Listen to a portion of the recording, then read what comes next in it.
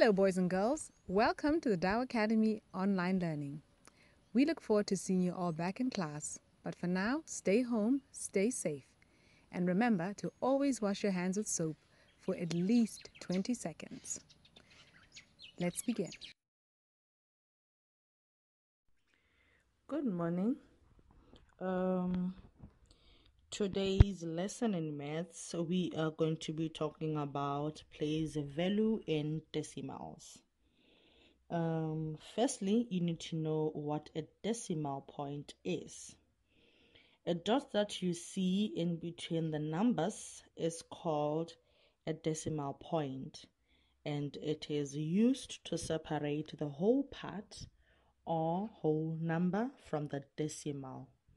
For example, when we have 1.5, that means 1 before the point or the decimal point is a whole part, and the 0.5 or the 5 after the decimal point is a decimal part. The place value of a decimal is the number of digits to the right of the decimal point. The place value of a decimal is the number of digits to the right of the decimal point. For example, if you have 0.7, that means that number has one decimal place, because when you count to the right after the decimal point, you move one time. There's only one number after the decimal point. Another example, 0.15. 0.15 has two decimal value. That means it has two decimal place. That means the number of times you move to the right after the decimal point is 2 times. Remember, it's 0.15.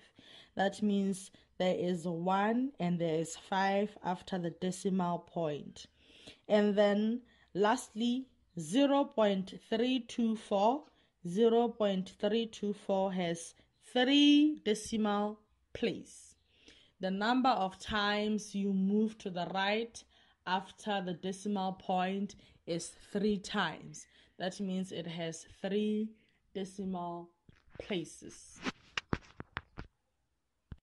Then we have adding decimals. When you add decimals, just like when you add in a normal addition question, please make sure that you align or you put your numbers according to their place value. Remember, in place value, we have thousands, we have hundreds, we have tens, and we have units. In other cases, we have 10,000s, we have thousands, we have hundreds, we have tens, and we have units. So in normal addition, when we add 324 plus 54, you make sure that all the numbers are aligned according to their place value.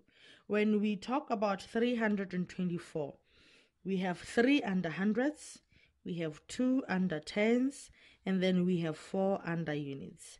And then plus 54, 5 falls under tens, and then 4 under units. In that way, you have aligned them according to their place values, and it will be easier for you to add. 4 plus 4 is 8.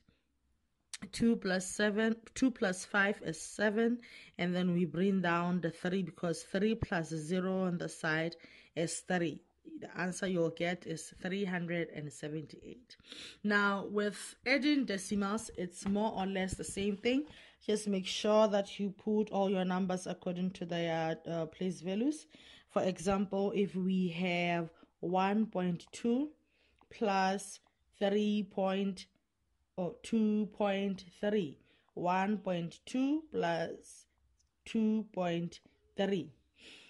Make sure that the decimal part, that's the number after the decimal points, aligned with each other. They're put on the same row, and then the decimals should be on the same column or row, and then the whole part should be on the same row as well. That means your 2 should be aligned with or put with your 3s, and then the decimal points together, and then your 1s, your 1 and your 2 together. So that's when you add, you say 2 plus 3 is 5. 1 plus 2 is 3. Your answer will be 3.5.